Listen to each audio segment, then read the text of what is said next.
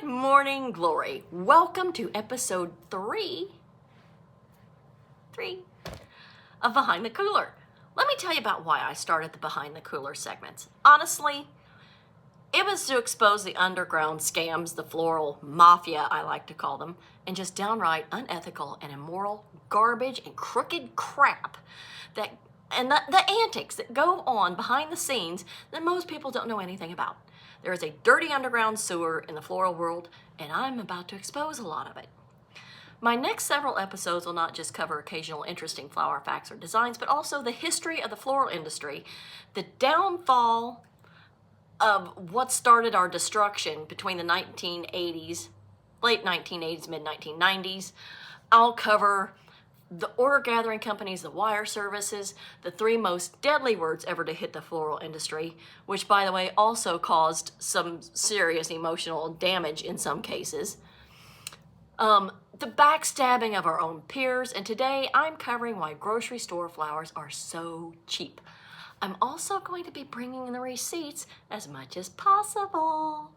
I did my first two episodes on tulips and carnations because they have an interesting history, and I needed to get reacclimated into the industry. Well, I've been a designer for 36 years. I stepped away from the retail side for about 11 years. Since I hadn't been in the flower shop in several years, I wanted to get all my information up to date, and now I'm back. And honestly, not only has the sewer not changed, it's probably more toxic than it was when I left. I used to get asked a lot why grocery store flowers are so much cheaper than what florists sell. When I tell people, they thought I was price gouging, making excuses, being eccentric or dramatic, but the truth was I could see what was going on before everyone else. Then it turned out I was right. So why are they cheaper? And interestingly enough, it all started with food preservatives. So let's back up the flower cart to the 1950s through the 1970s. Prior to then, grocery stores really didn't sell flowers except maybe a little bunch of carnations by the checkout. What changed? Well, processed foods started creeping in post-World War II. Then came canned everything, frozen food, TV dinners, shelf-stable convenience. Preservatives existed, but not like the chemical warfare that came later. By the 1970s to the 1980s, the explosion begins. This is where it ramps. Manufacturers realize preservatives equal longer shelf life equals lower cost equals bigger profit. So the industry dumped in BHA, BHT, TBHQ, sodium nitrates, MSG, artificial colors, red 40, yellow number 5, etc. Artificial sweeteners, aspartame hits the market in 1981. Then the 1990s begin maximum chemical mayhem. If you grew up in the 1990s, congratulations, you were basically raised on edible plastic. This is the decade where high fructose corn syrup replaced sugar everywhere. Microwavable meals exploded, prepackaged food snacks took over, preservatives became the norm, not the exception, fat-free foods rolled out, which meant more chemicals and sugar. By the late 1990s, the food industry wasn't even pretending anymore, they just went full chaos mode. Now, what does this have to do with flowers? It's because when preserved food came along, the stores weren't throwing out as much spoiled or expired food, and the grocery stores lost millions in perishables, tax write-offs. They needed a replacement, and fast. Fresh flowers turned out to be the peg that fit in that hole. They use flowers as a loss leader. They don't care if they never sell a single stem. They are literally buying them just to throw them away. So if they make a few bucks off a couple dozen roses, great! And sometimes they're so cheap because sometimes they're selling them for less than they paid for them. But they're more interested in the tax write-off. Again, loss leader. People usually assume grocery store flowers are cheaper just because they order in large bulk. Well, that's partially true. For starters, a rose is not a rose. Most grocery stores basically buy the grower misfits. And maybe it's not all stores, but majority with the floral department do this. It's no secret. The floral industry has known about this for 3 decades. There are times they do legitimately order quality flowers from a local wholesaler or supplier for something specific for a customer or special order, but for the most part, Majority don't care. They don't bother. But this is what they do. They buy by the shipping container, not the box. Florists buy 1 to 10 boxes at a time. At a time. I got in 11 myself on Monday. We buy at wholesale pricing with premium grade expectations. Grocery chains buy containers, pallets, entire seasonal crops, direct from farms at rock bottom pricing, then split it between multiple locations, but they are not buying the premium grade. Grocery chains buy direct from farms at rock bottom pricing, but they are not buying premium grade.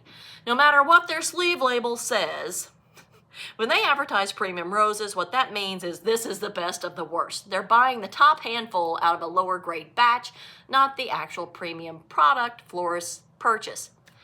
Then they buy the lower grade of every flower. Florists buy long stem, premium head size, graded for symmetry and lifespan.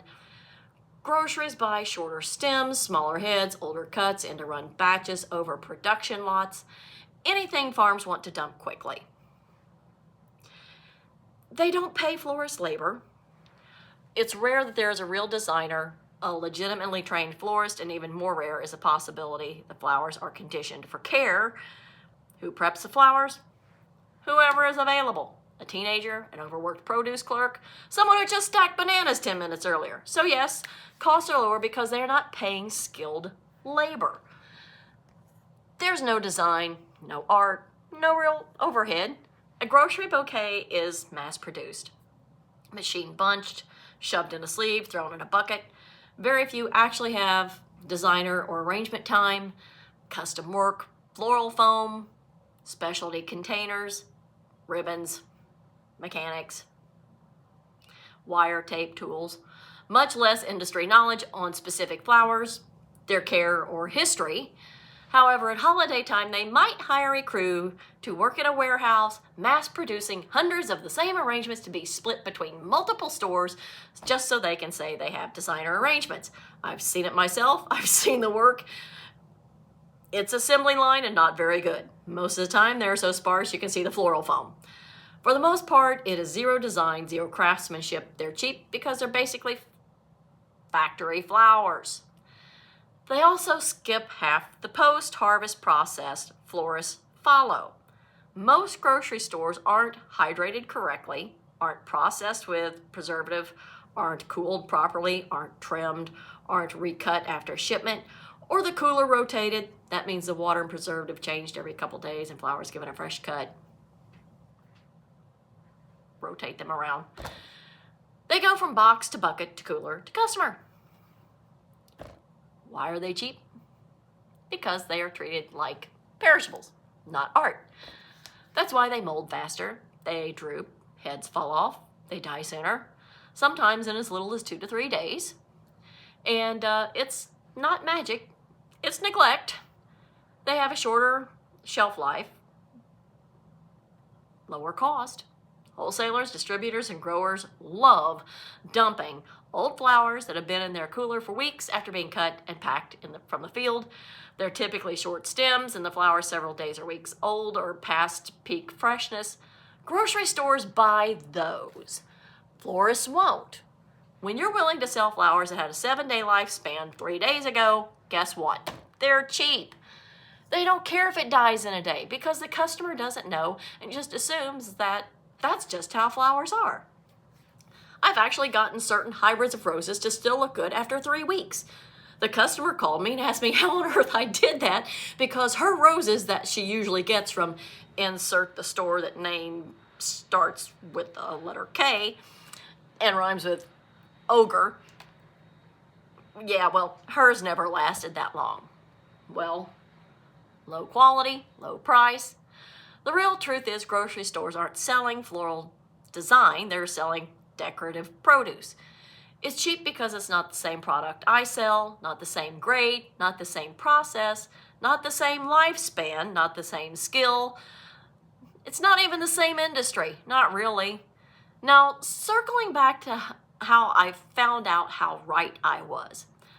I inadvertently became friends with people who not only delivered flowers to me, but also the grocery stores. I'll call him Mike. who came in one day telling me that our local wholesaler cut a deal with a major chain grocery store, that this wholesaler had started receiving the massive bulk orders from the grower for this grocery store, and they would split the shipments out at the wholesale warehouse, split them into different shipments, and then he would deliver them all to all the separate stores. And talk about a stab in the back. And since it's the season, I'll just also throw in there, they also buy cheap, lower grade plants in bulk to do this, especially poinsettias. They will even buy those for more than they sell them for. Once again, loss leader. Later, I had someone who had worked for me part-time for a while go to work for a floral department a few years later. She went there thinking that, she was going to be great, having had hands-on experience and professional training, and then she called me appalled that they didn't care about doing anything right, just cut the stems and cram them in a pocket. Over the years, they both ended up telling me at one point that I was right about the tax write-off all along, that they threw away nearly 80% or more of what they get in. Most of it never even made it to the display cooler for sale. 2 different people, 2 different times, 2 different years. So if you're just grabbing a bunch of flowers from the store out of convenience for a quick plop in a vase for a dinner party and you don't care that they're going to be dead in a few days, I get it. I bought them myself, and they're usually starting to die within 2 to 3 days, and I know how to make them last longer. But there's also a secondary reason why they die so fast. Produce gives off ethylene gas, which flowers absorb, and it shortens their lifespan. Where is the floral department usually located? Yeah, somewhere near the produce. By the time you buy them and get them home, they've been boxed for possibly weeks with no water, mishandled, gassed, and abused. Trying to care for them by that point is already a losing battle. So when it really matters, when flowers need to speak for you, when someone's grieving, those blooms have to hold them together for a few more days. When a birthday deserves 2 full weeks of beauty celebration, that's when you don't want grocery store flowers. That's when you want quality. That's when you want a professional. And just so no one thinks I'm only exposing this because I have a beef with grocery store flowers, I brought the receipts. Via the USDA, SAF, which is the Society of American Florists, and other floral industry stats, you can research yourself. These are real, published, verifiable sources. Article number 1. Over 80% of all cut flowers sold in the U.S. are imported. Source, USDA, Economic Research Services, the ERS, Floriculture Crops Summary. And yes, over 80% of flowers are imported. Florists and grocery stores both rely on imports. Most of ours in this shop come from local grown farms, Florida, California, Canada, the Netherlands, and Ecuador. The difference isn't where the flowers come from, it's the grade, the quality, the handling, age, buying method. Grocery chains buy massive quantities of lower grade product at rock bottom prices. Florists buy higher grade product through controlled channels with strict handling and quality standards. Same countries, completely different flower standards. Article 2. Mass market floral products account for more than 70% of all consumer floral purchases. Source, the Society of American Florists, the Floral Industry Consumer Study. This is why grocery stores dominate cheap flowers, not quality, just sheer volume. Mass market stores have thousands of locations. There are maybe 12,000 professional florists left in the United States, which, by the way, 30 years ago, there was almost 30,000 florists. We have died by 60% in 30 years. And what few of us there are left, even a large percentage of us, aren't even full-service florists. A lot of them are wedding and event or commercial only florists. So our industry has died a lot. And this is one of the reasons why. But, so yeah, there are maybe 12,000 professional florists left in the U.S., but over 38,000 grocery stores, plus warehouse clubs, plus big box stores, plus dollar stores getting into floral.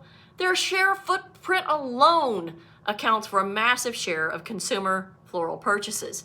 More stores equal more transactions, bigger piece of the 70%. And it's not about quality, it's about location saturation. Okay, so article number 3. This headline: mass market outlets typically purchase lower grade floral products compared to traditional florists. Source: the Society of American Florists Floral Import and Quality Standards Report. Do I even need to explain this one? SAF literally says grocery stores buy the ugly bulk.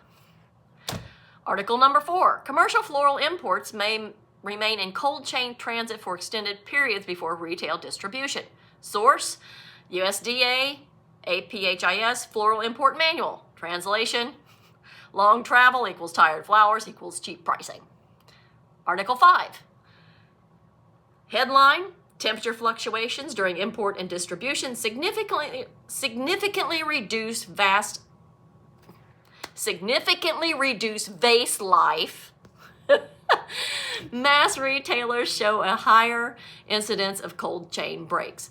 Source: the Floral Marketing Research Fund Floral Logistics Best Practices Guide. This is the scientific explanation of why some grocery store roses die within 48 hours. Article number 6. Untrained staff are commonly responsible for handling and merchandising floral products in mass market outlets. Source: the Floral Marketing Research Fund Labor and Conditioning Practices Study. This comes back to your banana stackers are prepping your roses. Article number 7. Improper post-harvest handling can reduce vase life up to 70%. Source: the USDA and the SAF. Joint studies on floral longevity. This is why your roses last a couple weeks when a florist does them, and they last a few days when a grocery store does them. Article 8. Grocery floral departments function as a perishable category used to offset tax liability associated with spoilage. Gee, where have we heard this before? Oh, I know. This gal. 25 years ago. Source: USDA, Retail Perishables. Spoilage report. So yes, this is my preservatives/tax write-off smoking gun. Article number 9. Supermarkets discard between 40 and 80% of their floral inventory. Gee, where have I heard that before? Source: Produce Marketing Association and SAF Mass Market Floral Study. I said it years ago. Industry data just proved it. Number 10. Florists predominantly purchase grade A or premium stems. Mass market outlets purchase mixed or lower grades. Source: International Cut Flower Grading Standards Floral Logistics Council. This is your head size difference, stem length difference, lifespan difference, why their roses snap at the neck difference. All backed by industry standards. Article number 11. Sometimes it's almost difficult to be this right. Ethylene exposure in produce departments accelerates floral deterioration. Source: USDA Post-Harvest Technology Guidelines. Sometimes I hate having to be right so much. So yes, your flowers sit next to bananas, apples, avocados, tomatoes, pears, and all their buddies and literally get gassed to death. Statement verified. Imported flowers may be 7 to 14 days old before reaching the retail shelves. Source: USDA, ERS, Floriculture, Transport, and Aging Study. This is why grocery bouquets already look half dead before you ever cut the sleeve. 13. Poinsettias and holiday plants. Mass market seasonal florals are often pre-assembled, pre-boxed, and shipped in bulk lots for rapid disposal. Did you catch those keywords? Rapid disposal. That is from the USDA Agricultural Marketing Service. And to close out this segment, that is why grocery store flowers are cheaper behind the cooler. I hope this makes you stop and pause the next time you're standing in a grocery store floral department, because even if it costs a little more to shop with your real local florist, you're not feeding a corporate chain that only cares about a tax write-off. You're supporting a local family, you're keeping a small business alive, and you're getting flowers that actually last, actually say something, and actually matter when it counts. Go have a wonderful weekend and a seasonal week. Keep your snapdragons happy, your tulips smiling, and I will see you next time.